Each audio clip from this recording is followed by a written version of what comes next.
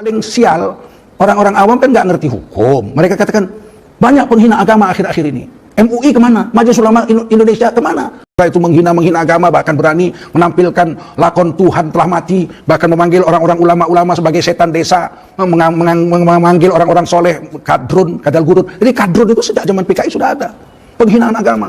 Kecuali di Provinsi Aceh, syariat Islam berdiri. Coba menghina agama di Aceh, coba tes. Walaupun penghina-penghina itu ujung-ujungnya pakai kerudung, nangis, pakai materai 6.000, minta maaf, beragama Islam lagi. Islam seperti ini, Islam Soloyo ini. Gus Dur nggak ada orang berani menghina agama. Meskipun Gus Dur orangnya, sudah ada 2 presiden yang kena pertanggungjawabannya ditolak. Jadi Bung Karno itu jatuh dari kepresidenan, kursi kepresidenan, bukan dikudeta oleh Pak Harto, tapi dijatuhkan oleh Majelis Pemusyawaratan Rakyat sementara pimpinan Jenderal Nasution yang menolak pertanggungjawaban Presiden Soekarno Nawaksara itu. Ini fitnah yang harus diluruskan. Jenderal Abdul Haris Nasution, Ketua MPRS, mengatakan kalau saya jadi presiden, saya bukan orang Jawa. Nggak rasional, karena saya orang dari Tapanuli, sedikit suku saya. Mayoritas di Indonesia orang Jawa, lebih aman dalam keadaan situasi yang goncang begini, orang Jawa dan presiden.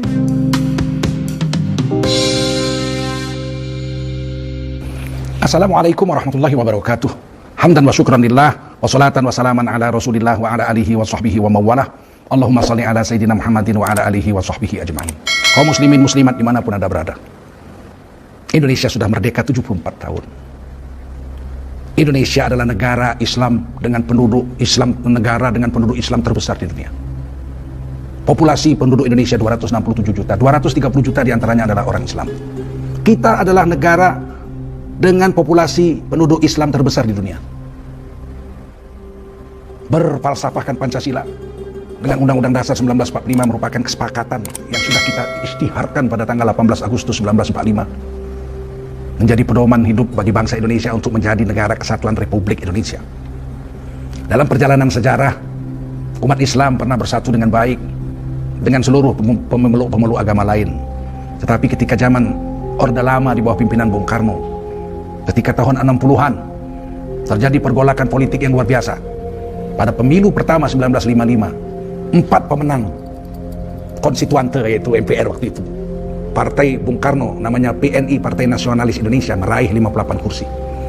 Partai Islam yang didirikan oleh Yai Hashim Asy'ari, pendiri Nahdlatul Ulama, pada tanggal 7 sampai 9 September 1945, 3 minggu setelah Indonesia merdeka, diadakan Kongres Umat Islam pertama di Yogyakarta.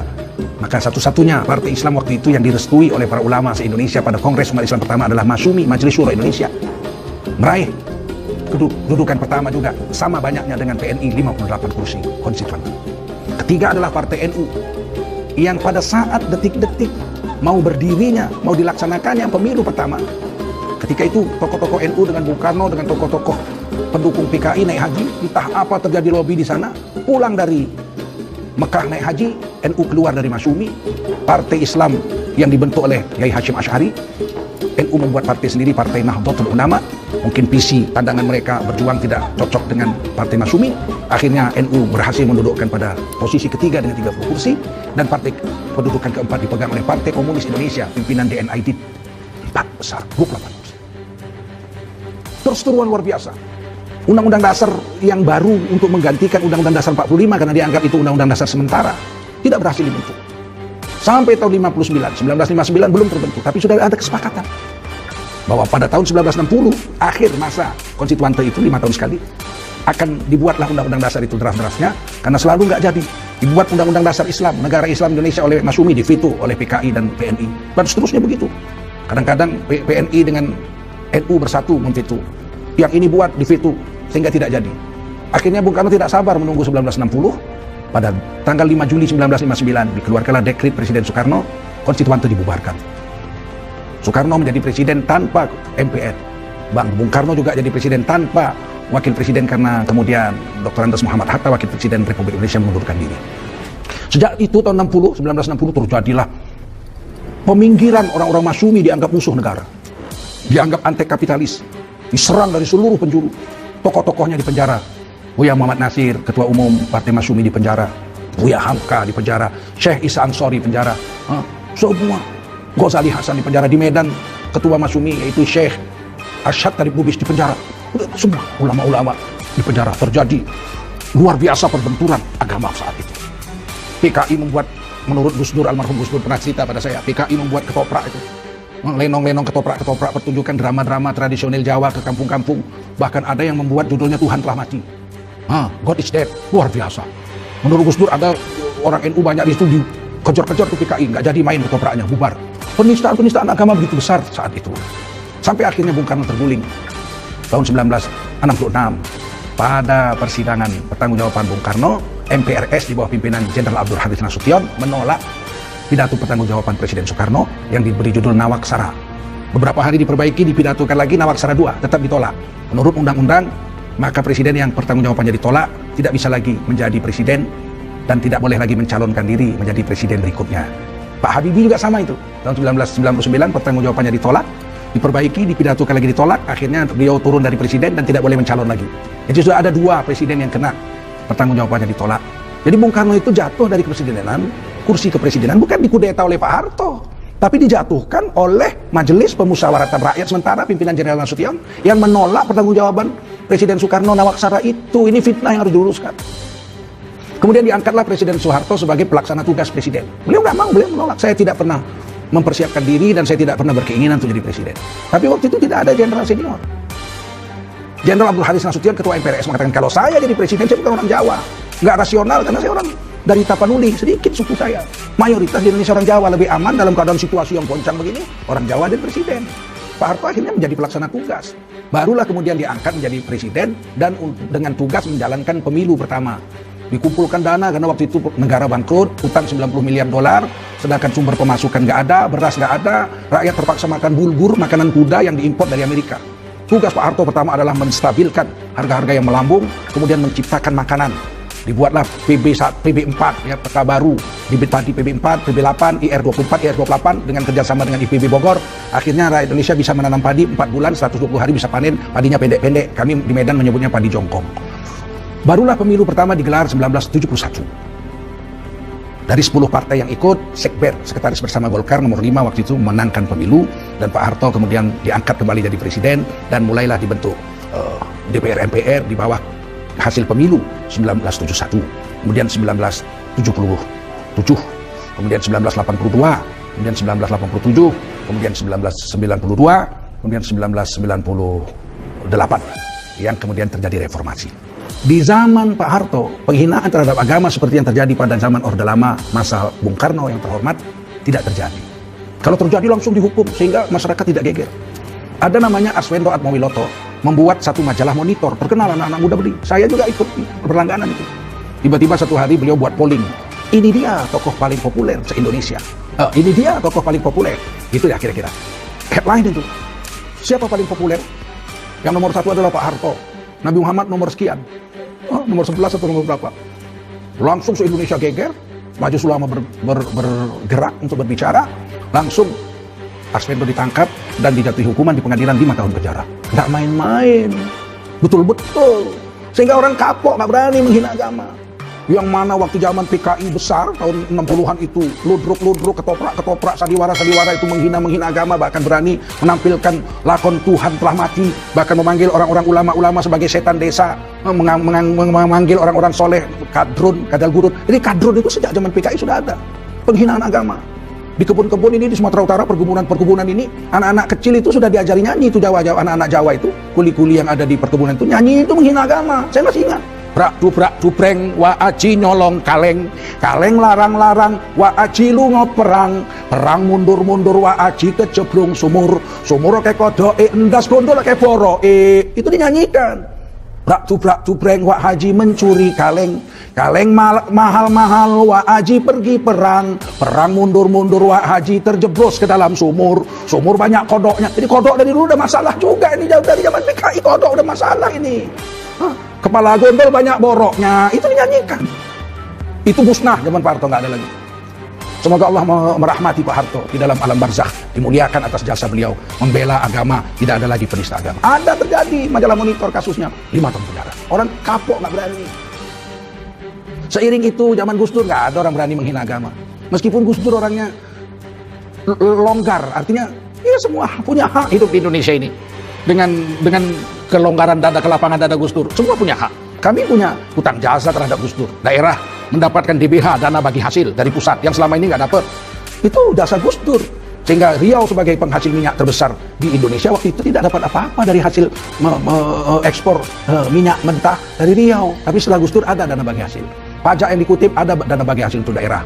Yang sekarang ini misalnya di KI harusnya dapat sekitar 6 triliun, sudah setahun ditahan oleh pemerintah pusat.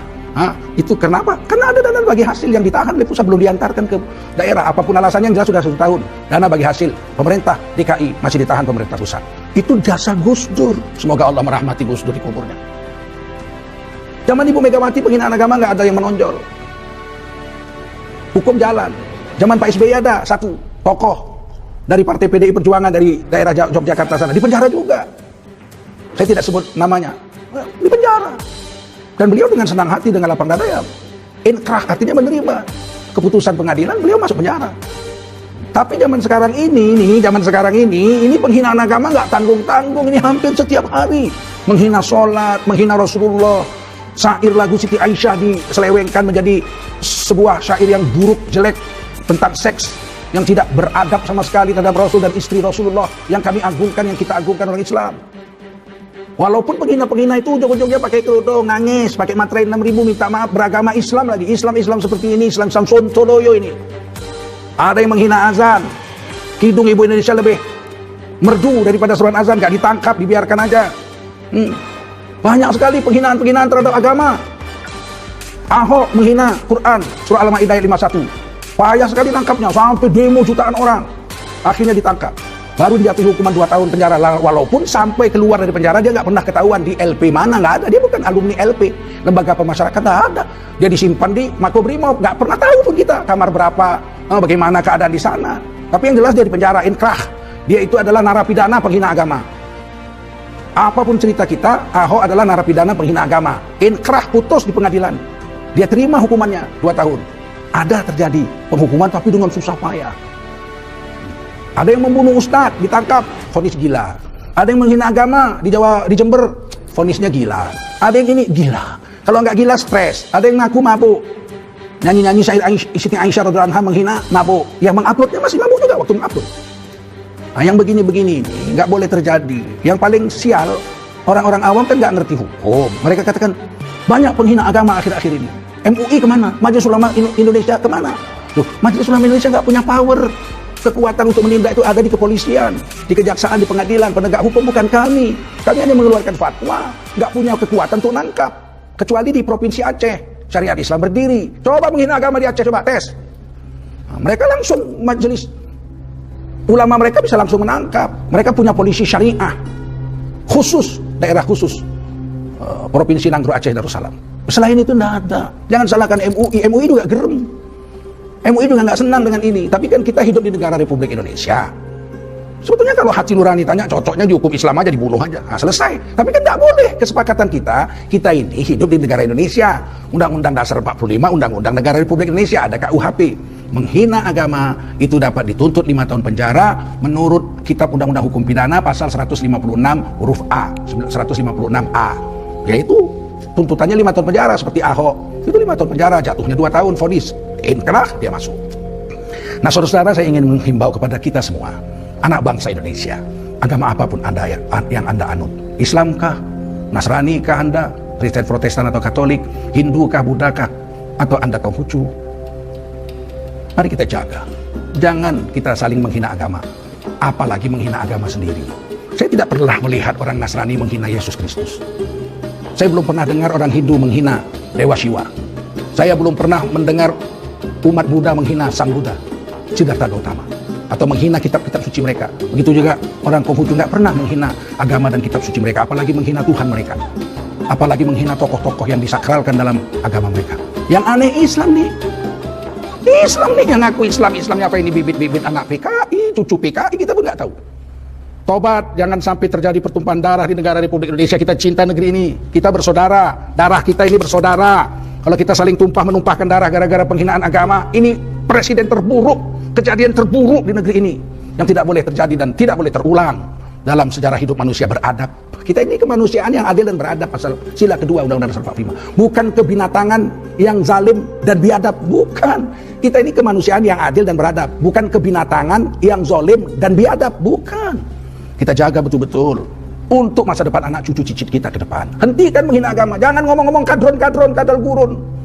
Kemarin ada satu oknum mengaku sebagai pimpinan masyarakat Batak, pemuda Batak, kadron, ini bukan negara mayoritas. Itu ucapan-ucapan yang memecah belah persatuan.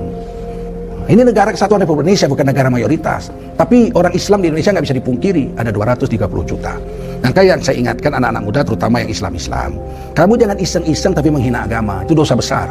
Dalam 4 madhab sepakat hukumannya hukuman mati. Dalam Islam hukum fikihnya. Tapi kita hukum negara, tuntutannya 5 tahun penjara. Jangan buat ibu bapakmu menangis gara-gara kamu iseng-isengnya menghina agama, menghina Rasul, menghina Allah, menghina ulama. Jangan, iseng-isengnya itu jangan iseng-iseng yang menyebabkan kamu masuk penjara, yang menyebabkan orang Islam marah kepadamu, yang menyebabkan bapak ibumu malu dan menangis, merana, sedih kalau kamu nanti disakiti atau dipenjara gara-gara keisenganmu yang tidak beradab itu. Maka dari itu saya Tengku Zulkarnain menghimbau sekali lagi, ini negara kesatuan Republik Indonesia, adalah tugas kita bersama menjaganya, berdiri sampai hari kiamat. Ini negeri telah ditebus dengan darah syuhada, orang-orang yang berjuang dengan harta diri mereka, nyawa mereka, untuk menjadikan negeri ini berdiri bebas dari penjajah. Wajib kita menjaganya. Mari kita jaga persatuan Indonesia. Mari kita jaga kasih sayang kita. Jangan menghina agama orang, jangan menghina agama sendiri. Dan simbol-simbol agama harus kita jaga agar persatuan negeri ini tidak terbakar dan tidak menjadi tercabik-cabik. Sekian saja saya Tengku Zulkarnain. Mudah-mudahan ada manfaat. Lebih kurang mohon maaf. Billahi taufiq wal hidayah. Wassalamualaikum warahmatullahi wabarakatuh.